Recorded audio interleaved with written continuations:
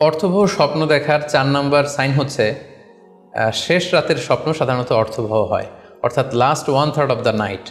রাতের শেষাংশে যদি আপনি ফজরের আগ দিয়ে যে স্বপ্নটা মানুষ দেখে, সাধারণত এই স্বপ্নটা অর্থবহ হয়, এটা সত্য স্বপ্ন হয়। কারণ এই টাইমে আল্লাহ তাআলা প্রথম আকাশে নেমে আসেন বা মনোনিবেশ করেন এবং ডাকতে থাকেন, কার রিজিকের দরকার আমি রিজিক দেব, কার অর্থের দরকার আমি অর্থ এর ব্যবস্থা করে দেব, কার কি দরকার আমার কাছে চাও, অসুস্থরা আমি তাদেরকে সুস্থ করে দেব।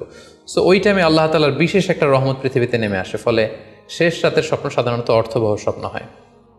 পাশাপাশি হাদিসে এসেছে যে কিয়ামতের আগ দিয়ে মুমিনরা যে স্বপ্নগুলো দেখবে, এই স্বপ্নগুলো সাধারণত অর্থবহ হবে। অর্থাৎ কিয়ামতের একেবারে আগ মুহূর্তে যখন মুসলমানরা খুব স্ট্রাগল করবে, মুসলমানরা যখন খুব বিপদে থাকবে, তখন মুসলমানদের যে স্বপ্নগুলো তারা রাতের বেলা দেখবে, এগুলো মিথ্যা হবে না, বেশিরভাগ স্বপ্নই সত্য হবে, অর্থবহ হবে। যেটা আমরা সহিহ বুখারীর একটা হাদিস থেকে জানতে পারি, যেখানে আল্লাহ রাসূল সাল্লাল্লাহু আলাইহি ওয়াসাল্লাম ইরশাদ করেছেন, ইযা ইকতারাবা যামানু লাম তাকাদ রুইয়াল মুমিনি তাকযিব। অর্থাৎ কিয়ামতের সময় যত ঘনিয়ে আসবে, কাছাকাছি আসবে, মুমিন বা বিশ্বাসীদের স্বপ্ন ঠিক তত সঠিক হতে থাকবে। মুমিনদের তখনকার স্বপ্ন বেশিরভাগই সত্য হবে, সেটা মিথ্যা হবে না। তাহলে এই হাদিস থেকে আমরা জানলাম কিয়ামতের আগ দিয়ে মুমিনরা যে স্বপ্নগুলো দেখবে, এগুলো সত্য হবে, অর্থবহ হবে। এ পর্যায়ে আমরা জানবার চেষ্টা করব যে স্বপ্নের ব্যাপারে কিছু ইসলামিক দিক নির্দেশনা রয়েছে। আমরা যদি এই দিক নির্দেশনাগুলো, গাইডেন্সগুলো মেনে চলি, তাহলে স্বপ্ন নিয়ে আমাদের খুব একটা কনফিউশনে থাকতে হবে না। সেক্ষেত্রে প্রথম গাইডলাইন হচ্ছে অপ্রয়োজনে স্বপ্ন অন্যের সাথে শেয়ার না করা। Do not mention the dream for interpretation except a prolific scholar or any well wisher to you। কেউ যদি খুব বড় আলেম হয়ে থাকেন, শায়েখ হয়ে থাকেন, তার এলম আছে, আমল আছে, এরকম কারো কাছে শেয়ার করতে পারেন। অথবা আপনার শুভাকাঙ্ক্ষী, আপনাকে ভালো অ্যাডভাইস করতে পারে, আপনাকে পছন্দ করে, এরকম লোক ছাড়া কারো কাছে স্বপ্ন শেয়ার করা যাবে না। সুনানে তিরমিজিতে স্বপ্ন অন্যের সাথে শেয়ার না করার ব্যাপারে একটি হাদিস এসছে, যেখানে আল্লাহ রাসূল সাল্লাল্লাহু আলাইহি সাল্লাম বলেছেন, লা ইয়াকুসুহা ইল্লা আলা ওয়াদ্দিন। অর্থাৎ যে তোমাকে পছন্দ করে এমন কারো কাছে ছাড়া স্বপ্ন শেয়ার করবে না।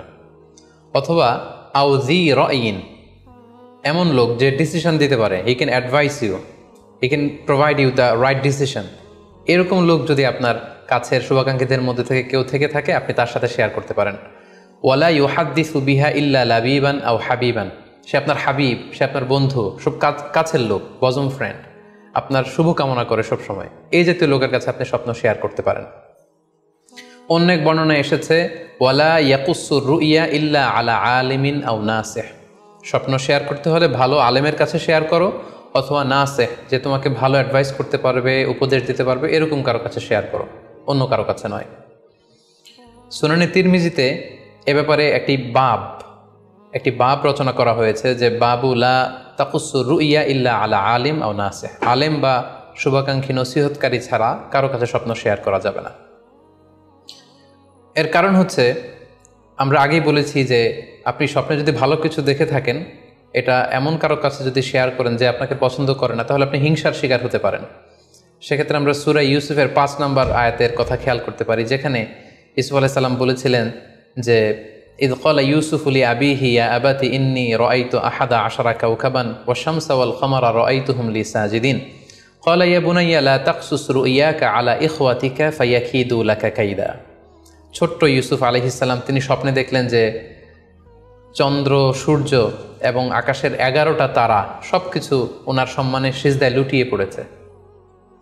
তো ইয়াকুব আলাইহিস সালাম ওনার ছেলেকে বললেন যে, বাবা ইউসুফ, খবরদার, সাবধান, এই স্বপ্নের কথা তুমি তোমার ভাইদেরকে বলতে যেও না।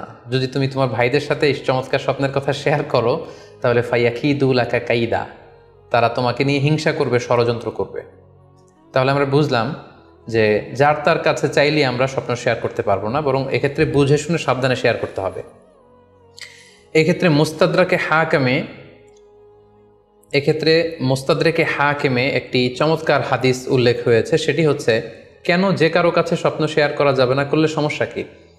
সেক্ষেত্রে বলা হয়েছে যে ফাইন্না রুইয়া তাকাউ আলামা তুআব্বার, অর্থাৎ স্বপ্নের ব্যাখ্যা তেমনই হয়ে থাকে যেমন এটার ব্যাখ্যা করা হয়। এই ব্যাপারটা কিন্তু সাধারণ কোনো কথা নয়। আপনি একজনের কাছে, যার কোনো জ্ঞান নেই স্বপ্নের ব্যাপারে, হুট করে তার কাছে স্বপ্নের ব্যাখ্যা জানতে চাইলেন, আর তিনিও হুট করে এমন একটা ব্যাখ্যা করে দিল, ফলে দেখা যাবে উনি যেটা ব্যাখ্যা করেছেন সেটাই ঘটবে আপনার জীবনে। সো স্বপ্নের কথা যে কারো কাছে বলতে নেই। ফাইন্না রুইয়া তাকাউ আলামা তুআব্বার, কেননা স্বপ্নের ব্যাখ্যা তেমন হয়ে থাকে যেমন এটার ব্যাখ্যা করা হয়। সো ব্যাখ্যা যদি কেউ করতে চান, আপনি ভালো ব্যাখ্যা করবেন, জেনে শুনে বুঝে তার শুভাকাঙ্ক্ষী হয়ে সুন্দর ব্যাখ্যা করবেন, কেননা খারাপ কোনো ব্যাখ্যা করে দিলে সেই ব্যাখ্যাই হয়ে যেতে পারে।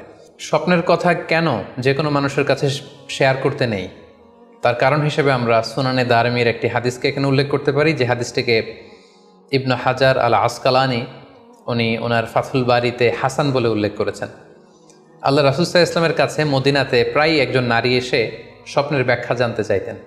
সে নারী বলতেন যে, ইয়া রাসূলুল্লাহ, আমি প্রায়ই স্বপ্নে দেখি যে আমার ঘরের একটি পিলার ভেঙে গিয়েছে এবং আমি অন্ধ সন্তান প্রসব করেছি।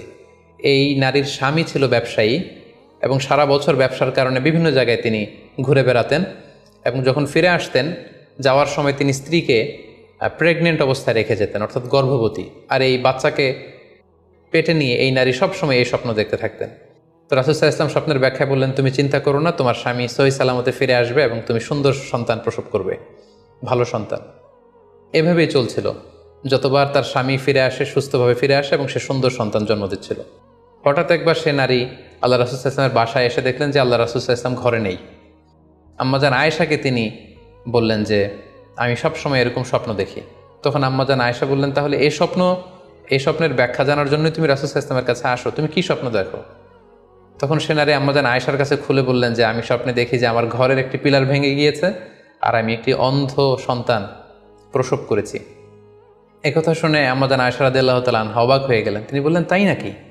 তোমার স্বপ্ন যদি সত্য হয় তাহলে ঠিকই তোমার স্বামী মারা যাবে এবং তুমি একজন ফাজের পাপাচারী সন্তান প্রসব করবে।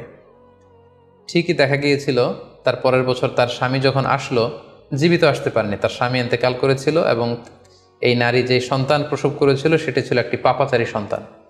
তো এই ঘটনা আল্লাহ রাসূল সাল্লাল্লাহু আলাইহি ওয়াসাল্লাম শুনে আম্মাজান আয়েশাকে বললেন, আয়েশা, তুমি এটা ঠিক করোনি।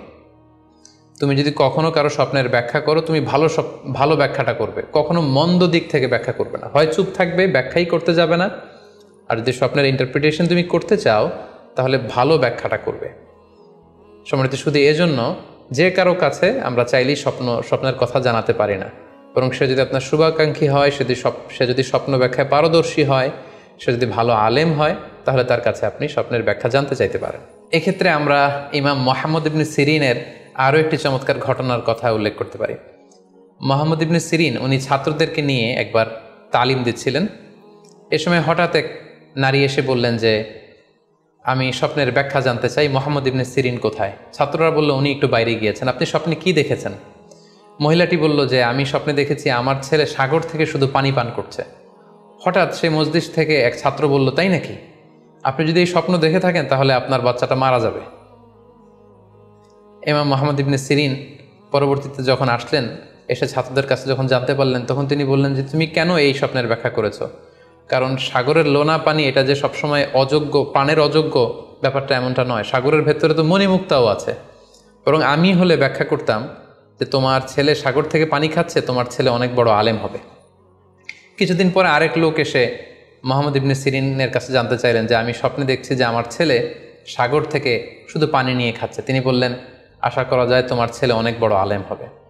ঠিকই দেখা গেল কিছুদিন পরে যেই মহিলাটি স্বপ্নের ব্যাখ্যা জানতে এসেছিলেন, তার ছেলেটি মারা গিয়েছে। আর যেই লোক মুহাম্মদ ইবনে সিরিনের কাছে স্বপ্নের সুন্দর ব্যাখ্যা নিয়ে গেলেন, তার ছেলে ওই সময়ের অনেক বড় আলেম হয়েছিল।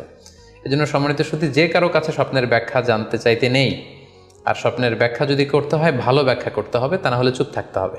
স্বপ্নের ক্ষেত্রে ইসলামের যে দিক নির্দেশনা, সেক্ষেত্রে আরও একটি দিক নির্দেশনা হচ্ছে, স্বপ্ন কখনো শরীয়তের দলিল হতে পারে না।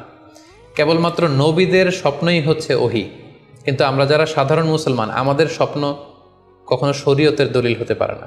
এটা আপনার জন্য কোনো একটা বিশেষ ধরনের অনুধাবন হতে পারে, আপনার বিশেষ ফিলিংস হতে পারে, আপনার একার জন্য কোনো ধরনের গাইডেন্স হতে পারে আল্লাহর পক্ষ থেকে, কিন্তু এটাকে শরীয়তের দলিল বলে চালিয়ে দেওয়া যাবে না।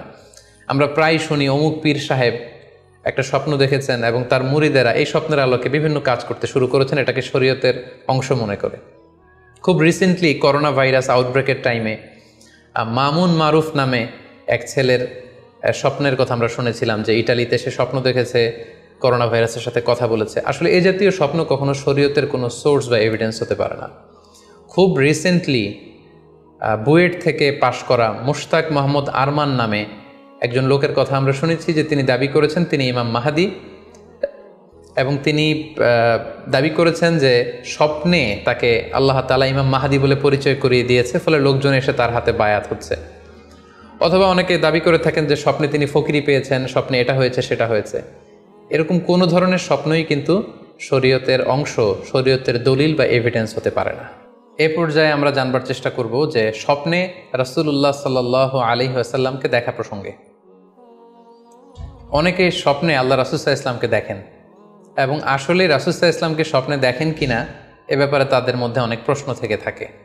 এক্ষেত্রে আমরা সহিহ বুখারীর একটি চমৎকার হাদিস উল্লেখ করতে পারি, যেখানে আল্লাহ রাসূল সাল্লাল্লাহু আলাইহি ওয়াসাল্লাম ইরশাদ করেছেন, মান রাআনি ফিল মানামি ফাকাদ রাআনি, যে আমাকে স্বপ্নে দেখলো, আল্লাহ রাসূল সাল্লাল্লাহু আলাইহি ওয়াসাল্লাম নিজে বলছেন যে আমাকে স্বপ্নে দেখলো সে আসলেই আমাকেই দেখলো, কারণ ফা ইন্না শাইতানা লা